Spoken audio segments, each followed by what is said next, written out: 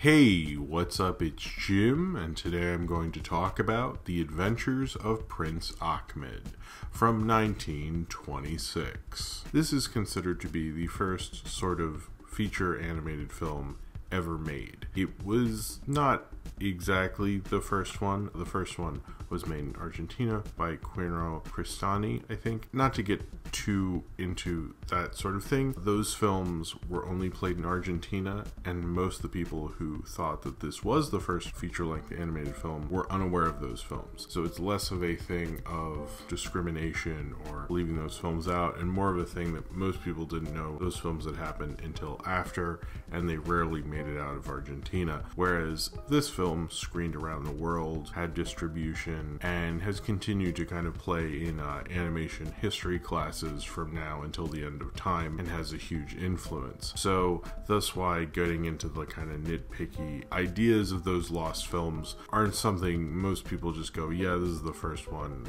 let's just not get into it. I will actually be making a lost film file about that guy and his two features that were made before this came out in a later video. But as for The Adventures of Prince Ahmed, this is largely considered to be one of, if not the first animated feature film, and it has a lasting influence on the medium, partly because it was so groundbreaking for anyone to make a feature-length animated film and for it to be proven successful or decently successful. I'm not exactly sure how much it made or adjusted for inflation or anything, but to my understanding this was always hailed as a classic and did fairly well at the box office, at least internationally. I'm not exactly sure how well it did in America, but I know at least animators are aware of it, because almost everyone, if you go to school for animation, is forced to see it, and you can see its influence from everything from the opening of the Lemony Snicket movie from like 2004 to a Steven Universe episode to that sequence in the Deathly Hallows to all sorts of things. The cardboard cutout shadow play that is going on has always been coming from the influence of this film and its director Lotte Reiniger. This kind of film is more to do with kind of the idea of puppet tunes, which isn't really around as much or as frequently as it was in early animation. There seems to be more of a commonality between kind of puppeteering and animation, especially at that time. I think because puppet shows were still fairly incredibly popular. Now I'm sure there's people who are into puppets who do things like work on stop motion films and things like that, but that's sort of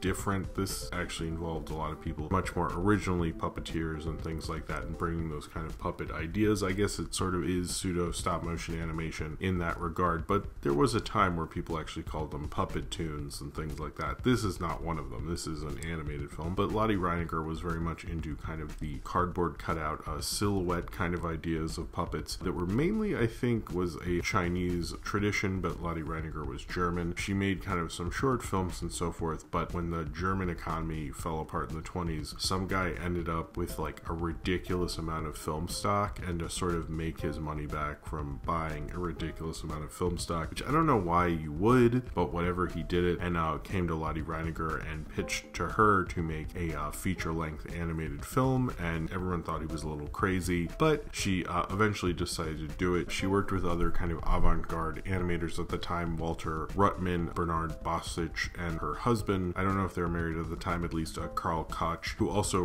worked for Renoir, not the painter, the son of the painter who's a film director, who's kind of like a saint of this movie a little bit. And they worked on this film for several years until it was eventually finished, and then took a while for them to find a distributor, but Renoir kind of helped them out with that, giving them a huge screening in Paris where this film apparently went down very well. This film feels sort of episodic, although it mainly follows Prince Ahmed as he's trying to win over the king's daughter, Durnaside, who's basically like Jasmine in Aladdin. Aladdin figures into this too, and he gets on a magical flying horse and goes on an adventure and winds up in the kingdom of Wak Wak. Has to kind of defeat the evil demons there so he can get out and get Aladdin's lamp and come back to his kingdom. And this plays into a lot of the different Arabian Nights. It sort of picks a few of them. This did sort of have an influence on Aladdin. They reference reference a Prince Ahmed, or I think there's a Prince Ahmed character, and they even show the kind of shadow play puppets early on in the film, I believe, but because obviously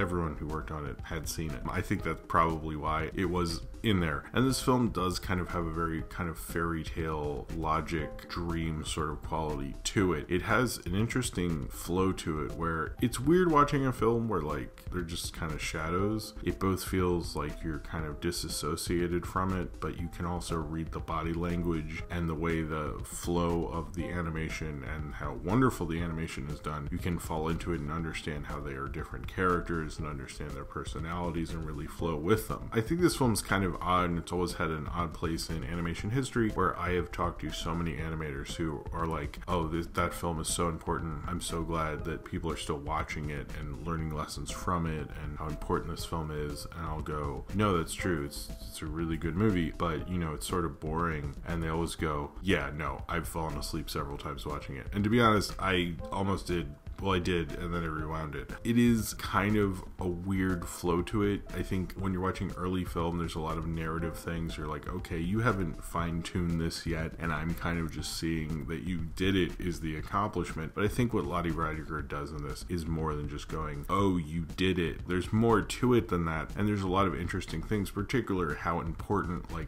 body language is, you know, as Ursula said, in an animated film, and what you can communicate with body language. And I think this film shows that incredibly well, since that's pretty much all they have except for the interstitials. In some ways, you don't actually need the title cards. Some people argue that you do need the title cards in silent film. I often would love to see a lot of silent films with as few of them as possible, because you're not supposed to need them unless you absolutely have to. I think it's kind of a cheat in terms of visual storytelling. Sometimes you kind of just want it because you feel a little weird watching shadows and so forth. I still think this film can kind of communicate under that pretense, and I think it's kind of an interesting way to tell a movie. You know, you're both kind of hindered because you can't do a lot, but you also can like do a lot of things that a normal movie couldn't. You can't spend as much time on body language as a normal movie could. In some ways, this film does have to simplify certain things. How it does certain things with some of the villains, like there's a character they specifically keep calling an African sorcerer, and the Chinese characters are not the most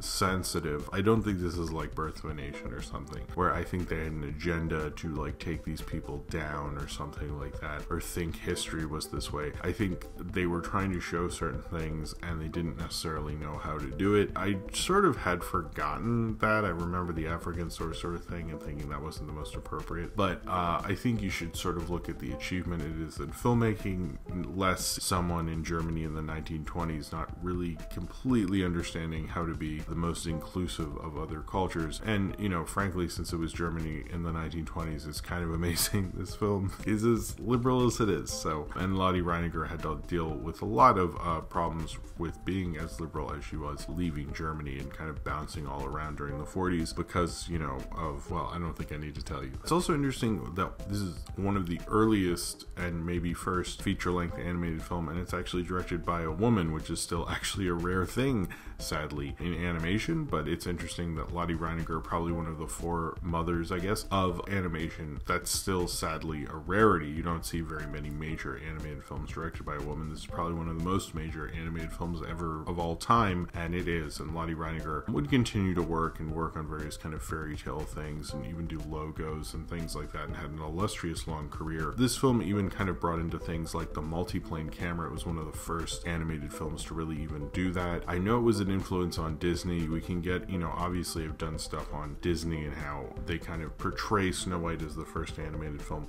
but I know that this film was an influence on Walt Disney specifically. I've seen him talk about animation as a medium on The Wild World of Disney, and he specifically name checks this movie, and particularly because they would get so known for the multiplane camera. There's no way they did not know about this movie and what it achieved and how they can push that medium forward. Specifically, I love how this film uses a lot of various sort of interesting camera techniques and kind of the way it shows water and the way it shows transformation and the way it shows clothes. Like there's these women who come in as peacocks and sort of drop peacock thing like it's a costume. There's certain effects in this you couldn't achieve in any type of other film. The thing with the women I thought was like kind of really spellbinding, because I just thought like, wow, that's so cool. I don't know how exactly you would do that in any sort of other medium. And they even have a sorcerer's duel, which would end up being an influence on the Sword and the Stone, very much so. And I think some of the animators have admitted that in the battle where they keep transforming into different animals and so forth, which is pretty directly referenced in Sword and the Stone. You can tell kind of what would happen with animation, particularly with the multiplane stuff that Fleischer was interested in and Disney was interested in, and how they were able to have like things going on in the background, kind of fuzzier, but certainly things going on in the background of the film. And I think a lot of times when you think of like kind of the shadow puppet kind of films and anything that uses kind of just these silhouettes in an animated film, most of the time a lot of it was used to project onto buildings, so you could walk by in Times Square and you'd see like, and particularly Otto Metzmer, who did the Felix the Cat cartoons, he would do a lot of those, and a lot of people would, and do them like more simplistic, like you could just pick up on it immediately. And this definitely does certain things that are simplistic, but certainly pushes the medium to a much more complex field in a lot of ways. There's a lot of complexity in the simplicity that she's doing, particularly with the characters. I mean, there's certainly like when the women came out from the peacock thing, which I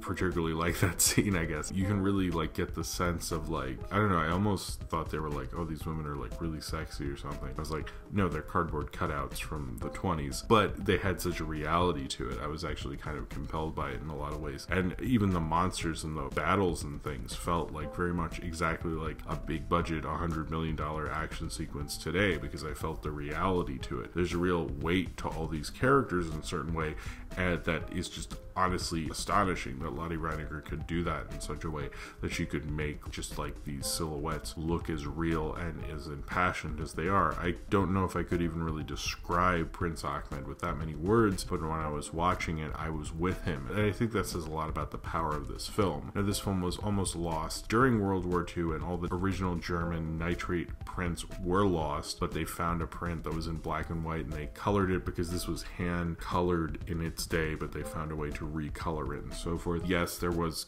color film in the silent era. Wizard of Oz did not make that up. I'm not going to get into that whole thing, but basically, yes, there were color films before 1939, and there were hand painted. This wasn't the cut, and the version that you can probably see is not hand painted the way it was when it was released, but it's a damn good restoration from everything I've heard about it. And I like that it shows the kind of complexity in the image, that there are things going on behind it that you can see, like in the battle, all the various things going, how it shows water just kind of simply, how it shows all sorts of different things, really highlights just how astonishing this really was at the time and how great it really was, and how even it uses camera really well. This was shot by her husband, Karl Koch, who was an assistant to Renoir, and even on Grand Illusion, believe it or not. So these people had like really cool pedigree in terms of filmmaking. Some major films that this couple worked on in terms of all-time film history kind of films. I would say that this is worth a watch of your animation film education. It's kind of one of those like eat your vegetables kind of movies that you just sort of need to check off the list. I've talked to some animators who've worked on things who have referenced this. I've talked to people who just are animators who just love this, and even the people who might find it boring and a little slow. It's a different kind of film experience. You're not used to seeing just like silhouettes communicate in this way, and I understand. Look, I see all sorts of silent films and films from every era, and I have a hard time necessarily going through this thing, and it's only 65 minutes long, so I'm with you on that, but I still think it's an important film to view, and if you need to, you know, pause it and take a break and come back to it the next day, that's fine. Frankly, you don't even need to listen to the music that's on it. You can listen to whatever music you want. Find your own score for this if you want to. Just, I absolutely recommend it. It shows you kind of where animation came from, but it also shows you the basics of what animation and visual storytelling can do when it doesn't have dialogue and things of that nature. It kind of just like shocks you in a way, because it makes you go, oh my god, like look what Lottie Reiniger did in the 20s with not that very much going on. If you read about how they did some of the effects in this, it's just astonishing. It feels so homemade, but it never feels that homemade. It almost feels like these well-trained animators in this very specific kind of animation, but it's that and it's not, and it's wonderful. I think